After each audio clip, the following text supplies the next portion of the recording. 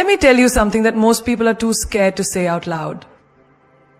If someone constantly disrespects your boundaries, downplays your achievements, mocks your pain, and makes you question your worth, they don't just dislike you. They want to destroy you. Not physically, but emotionally, spiritually, silently, because that's how they operate. They kill your light slowly while smiling at your face. And if you don't learn how to spot them, you'll love your enemy. You'll fight yourself. And you'll hand over your power without even realizing it. So today, let's break that cycle. Let me show you the 6 behaviors that scream, I want to destroy you. Even when they say, I love you. They make you doubt your reality. Slowly, silently, and with a smile on their face. It starts small. You say, didn't we agree to meet at 7? And they say, no, you never said that. You're confused. You know you said it, but they sound so certain, so confident, you begin to wonder, maybe I'm wrong. And just like that, a seed is planted. The seed of self-doubt. People who aim to destroy you emotionally don't come with weapons. They come with words. Twisted words. They make you question your memory, your emotions, your instinct, until you no longer trust yourself. And the most dangerous place a person can live in is self-doubt. You could be a woman with fire in her belly, dreams in her eyes, and ambition in her soul. But if someone keeps whispering, you're being too sensitive, every time you cry, or you're imagining things, when you confront their disrespect, or you're overreacting, every time you voice your pain, what they're really doing is turning your strength into shame. They are rewriting your reality, one sentence at a time. Imagine this. You walk into your workplace and your colleague keeps taking credit for your ideas. In the meeting you mention it and they say, no, I thought of it first, but it's fine. Take the credit.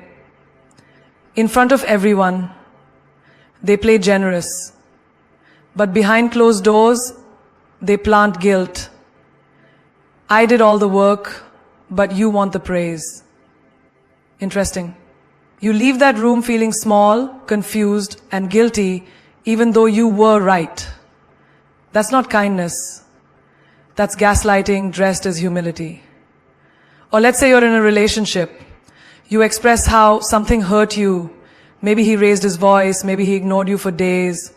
You finally speak up, and he says, wow, you're crazy. I was just giving you space. Suddenly your pain becomes the problem. He flips the story so well, you begin to apologize for being hurt. That's not love. That's emotional manipulation at its finest. This is how they break you. Not all at once, but piece by piece. They make you feel like your intuition is flawed, like your heart lies, like your gut betrays you. And over time, you stop defending your truth. Not because they're right, but because you're exhausted. You become addicted to their version of the truth, even when it burns your reality. You may hear things like, you're so dramatic, after you explain why something made you cry. Or you always ruin the mood when you bring up your concerns. These aren't harmless statements. These are weapons disguised as jokes. And every time you swallow your truth to keep the peace, you abandon yourself a little more. There's a girl who stopped wearing what she loved because someone kept saying, you're trying too hard. She started dressing down not because she wanted to, but because she was tired of defending her choices. There's a man who stopped sharing his dreams because someone kept telling him, be realistic, you'll never make it. These people didn't just doubt their reality, they gave it up to fit into someone else's version of it. This manipulation is never obvious. That's the point. It's subtle. It hides in sarcasm, in smiles, in soft tones that sting like knives.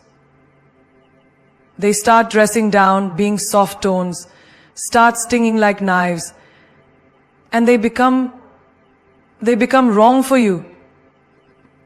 They start dressing like this. It's a nice thing that doesn't start with any hatred of movement. It starts with an invity. It's a nice thing that doesn't start with any hatred of movement. They don't scream at you, they confuse you. They don't attack you, they rearrange you. One day you look in the mirror and the fire in your eyes is gone. Not because life broke you, but because someone made you believe your emotions were a weakness, your memories were mistakes, and your instincts were lies. And the scariest part? You didn't even notice when it started.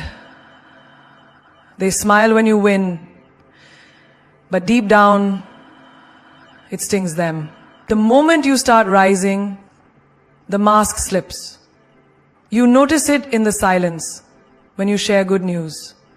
That subtle shift, that forced, wow, that's amazing, followed by a quick change of topic. The ones who are secretly competing with you can't bear to see you shine, because your light exposes their shadows. In a world where we are taught to cheer for others, these people treat your growth, and what's worse, they hide it behind the veil of friendship. You think they're with you, but every time you level up, you feel their energy shift. You can feel their discomfort, their envy disguised as concern. And that's where the destruction begins. Not through hatred, but through hidden competition. You say you got a new job, suddenly they downplay it. Oh, but isn't that company going through layoffs? You share your engagement. Did you really think it through? I heard those quick relationships don't last. You tell them you started a new business and instead of support you hear, that industry is too saturated. Let's see how long it lasts. That's not a friend. That's someone who's scared you're becoming what they never had the courage to be. It's in the small moments. You're on a fitness journey, and instead of cheering you on, they offer you junk food on purpose. Come on, just one bite. Stop being so extra. You're glowing, and they call it too much makeup. You're silent and peaceful, and they say, you've changed. What they really mean is, you've evolved. And they haven't. Your success becomes a mirror to their inaction, and instead of using it as fuel, they let it burn them with resentment. There's a story in every office, every family, every group of friends. The girl who works late nights chasing a dream that everyone called crazy. She finally gets promoted. And the same people who said, you'll never make it, are now rolling their eyes and saying, she got lucky. No. She didn't get lucky. She got consistent. She got bold. But they can't digest that, so they rewrite your story to fit their insecurity. Or that guy who came from nothing, grew up without the luxury, started from the ground. One day, he buys a car he always dreamed of. And suddenly his old friends stop calling. They say he's arrogant now. No, he's just no longer accessible for their comfort. People want to see you do good, just never better than them. Understand this. Clapping for others takes nothing away from you. Their win isn't your loss. But people with small minds think success is limited, like there's not enough light for everyone. So they dim yours to feel tall in the dark. These are the people who'll be loud during your struggle and silent during your success. Their energy tells you everything, even when their words pretend to be kind. So don't let the applause fool you. Watch the pattern. People who celebrate you in private defend you in public, and uplift you without competition. Those are the real ones. The rest? They're just trying to keep you beneath them, so they don't have to face what's possible if they stopped making excuses. They'll clap for you when the cameras are on, but throw daggers the moment no one's watching. In public, they're your biggest fan. She's so talented, they say. I always knew he'd go far. But in private, the praise turns to poison. She's too ambitious. He got lucky. That's all. This isn't just two-faced behavior. This is sabotage in disguise. Because when someone praises you publicly, but poisons you privately, what they're really doing is building your confidence just enough to control it. It's the co-worker who tells you at the company party, "You're the best on our team." But at the boardroom table, when it's time to vote for a promotion, they bring up your smallest mistake like it defines your entire character.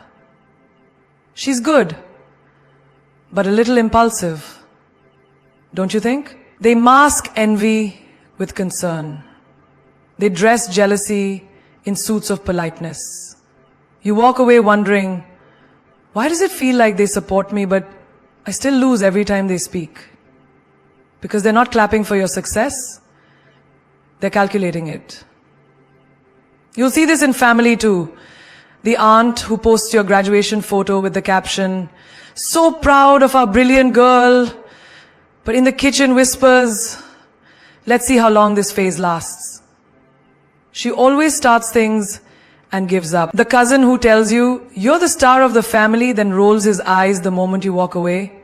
That kind of duality messes with your spirit, because you start questioning your worth. Am I really that good? Or are they just being nice? And slowly you stop trusting your own shine. There's the friend who hypes you up on Instagram. "This girl's a queen, watch her take over the world." But when you land your first client or launch your brand, they go quiet. Suddenly their support fades. No repost, no message, no mention. Worse, next time you're out together, they drop comments like, "Not everything needs to be a hustle, you know?" Or, "You're starting to sound a little full of yourself." But let's be honest, what they really mean is, your fire makes them feel powerless. They think if they poison you in private, they can keep your fire from growing too big. But here's what they don't realize. You're not fueled by their applause. You're fueled by your purpose. And your purpose doesn't need permission to shine. Their words may confuse you, delay you, shake your spirit for a while, but they'll never be enough to dim someone who knows what they're born for. There's a girl who was told by her best friend, "You're the prettiest one in our group." But when she started modeling, that same friend started pointing out every flaw. "You know your nose is kind of big on camera, right? Are you sure this is your lane?" That praise was never real. It was a leash. So long as you stayed beneath them, they cheered. But the moment you flew higher, they reached for scissors. Or that guy whose mentor always said, "You're my best student." But behind closed doors, he'd say, "Don't apply for that award yet. You're not ready." What he really meant was, "Don't pass me." Because some people don't want to mentor you, they want to manage your ceiling. And the hardest part? You trusted them. That's what cuts the deepest. Because when betrayal comes dressed as love, it wounds in places even time struggles to heal. But don't confuse their private poison as truth. Their criticism is not your identity. Their limits are not your blueprint. You are not here to shrink for someone else's comfort. You are not meant to second guess your brilliance to protect someone's ego. Some people only support you as long as you don't surpass them. But once your light becomes blinding, they'll try to shade you from all angles. They don't show you who they are, they show you who you are. And that's the most dangerous game of all. When someone mirrors you to manipulate you, they don't come as a threat, they come as a reflection. They like the same music. They speak your language. They copy your style.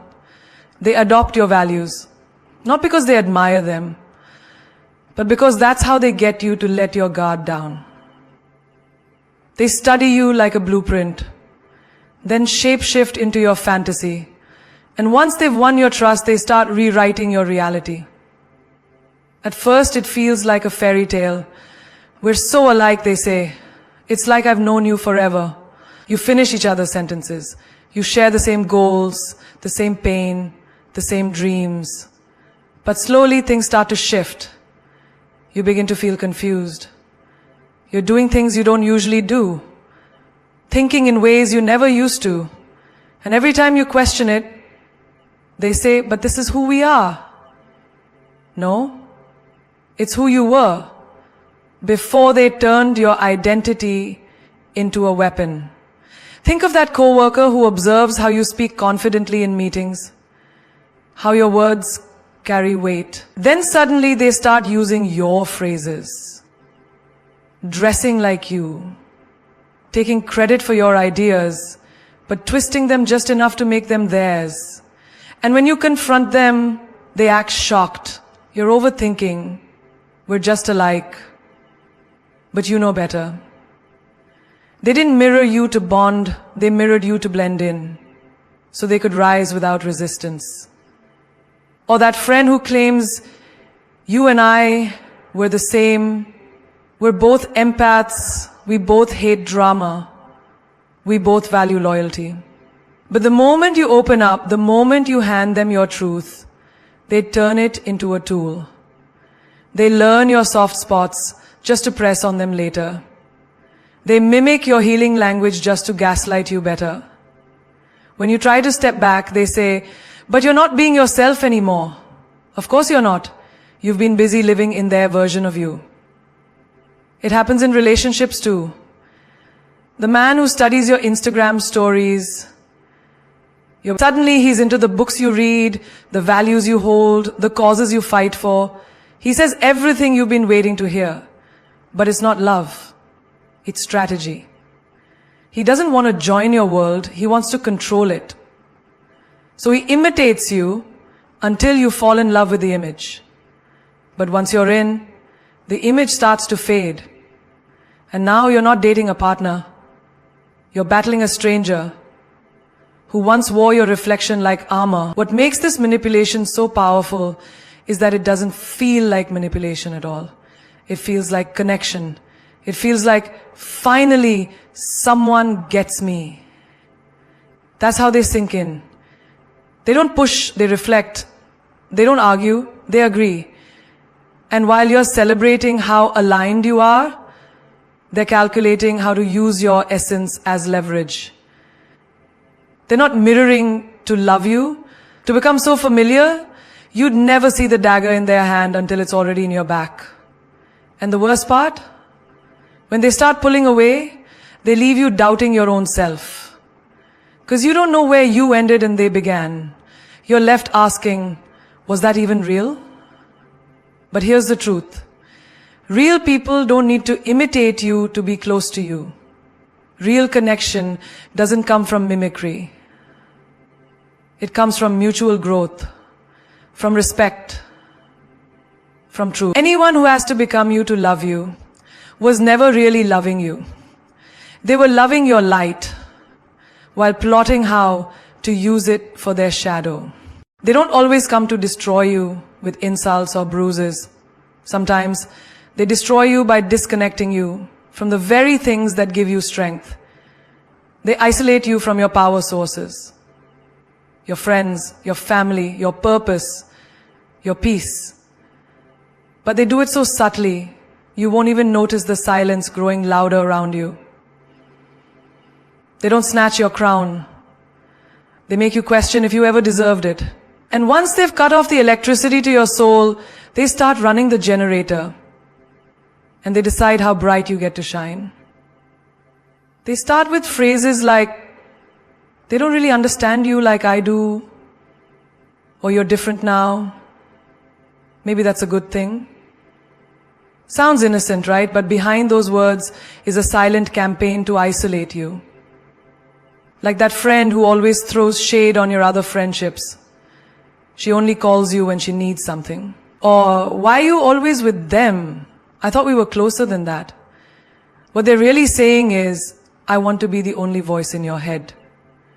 Because when they're the only voice, they become your truth. And truth, when tampered with, becomes a cage. Imagine you've always had this one mentor. Someone who makes you feel powerful, focused, sharp.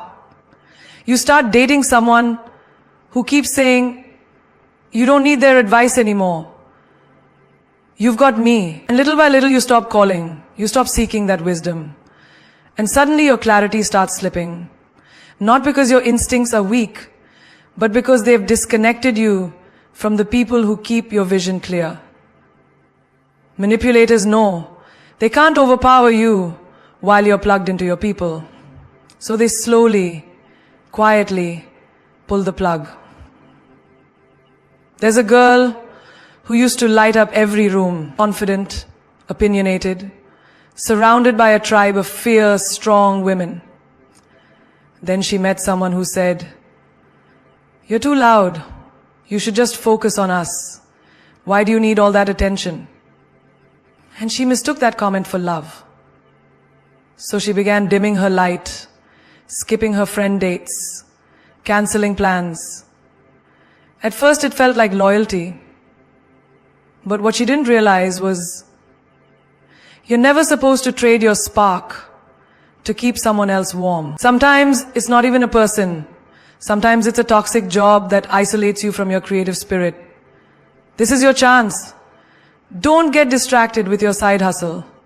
So you stop painting, stop writing, stop dreaming. Because they made you believe that success means sacrifice. But not the kind that builds you, the kind that erases you. And by the time you realize you've stopped creating, you're already a stranger to the person you once were. Even in families it happens. The moment you start healing, start standing up, start saying no, suddenly you're the black sheep. You've changed. You think you're better than us now. They try to guilt you back into silence, back into dysfunction. Because they know if she stays awake, she'll outgrow everything that once kept her small. So they isolate you from your higher self by making you believe growth is betrayal. This is how power works. When you're surrounded by truth tellers, cheerleaders, faith and focus, you become unstoppable. So those who fear your rise will never attack you head on. They'll go after your roots. Because when they isolate you from the people who pour into you, the practices that ground you, the passions that remind you who you are, they don't have to break you. You'll start breaking yourself. You'll start doubting, shrinking, apologizing for taking up space. And that's the trap.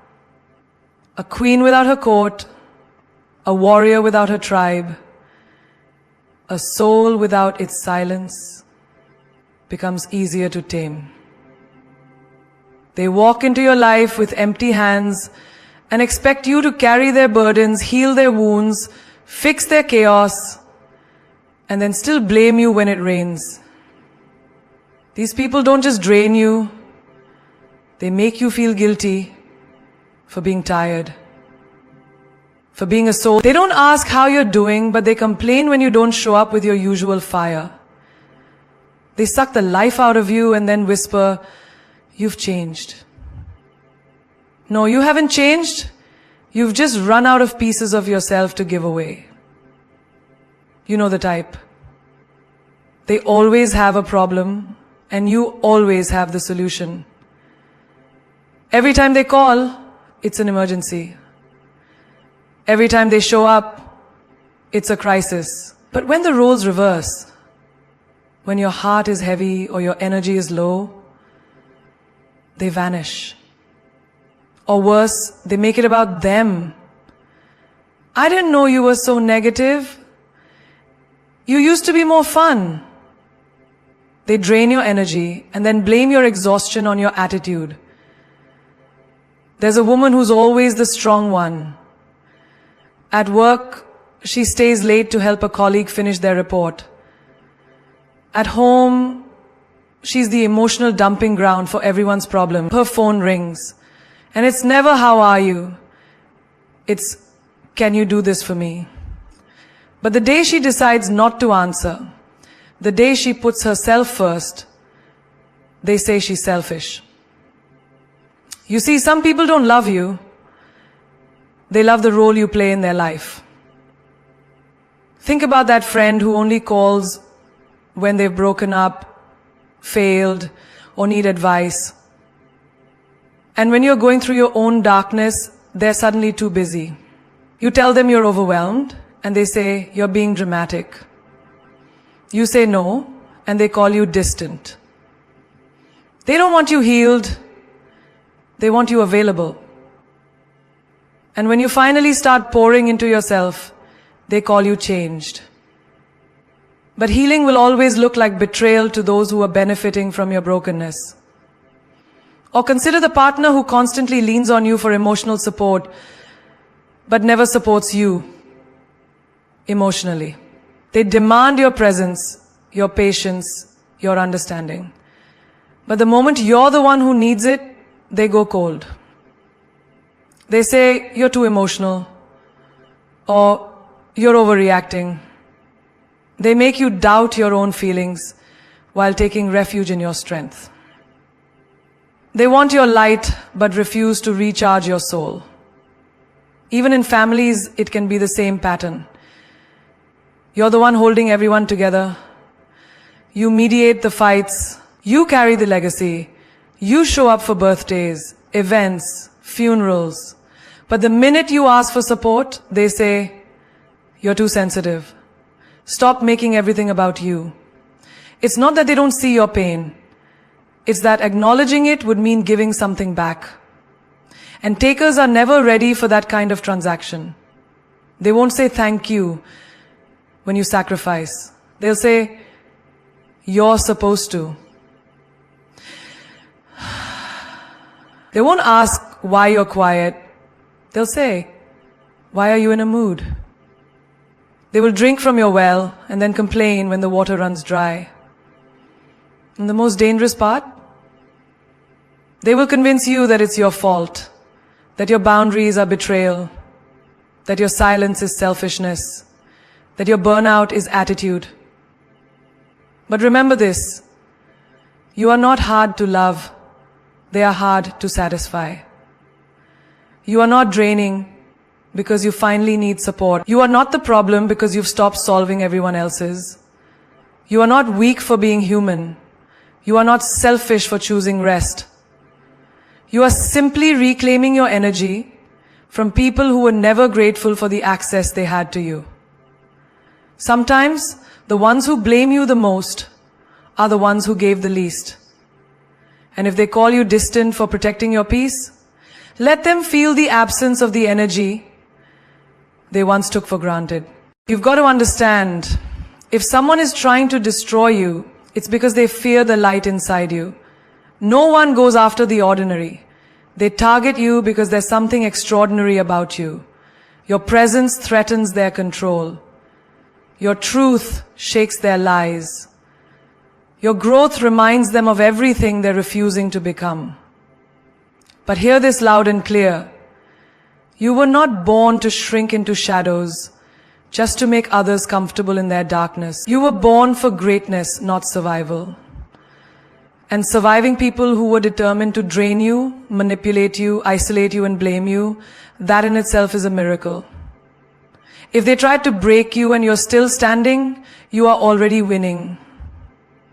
Your scars aren't shameful, they're sacred. They are proof that the fire didn't burn you, it forged you. You're not broken. You're built. Let them say you're too much. Let them say you've changed. Of course you've changed. Growth is the most rebellious act in a world that profits from your self-doubt. You don't owe anyone the version of you that suffered silently. You don't have to keep proving your worth to people who only saw your value when you were bent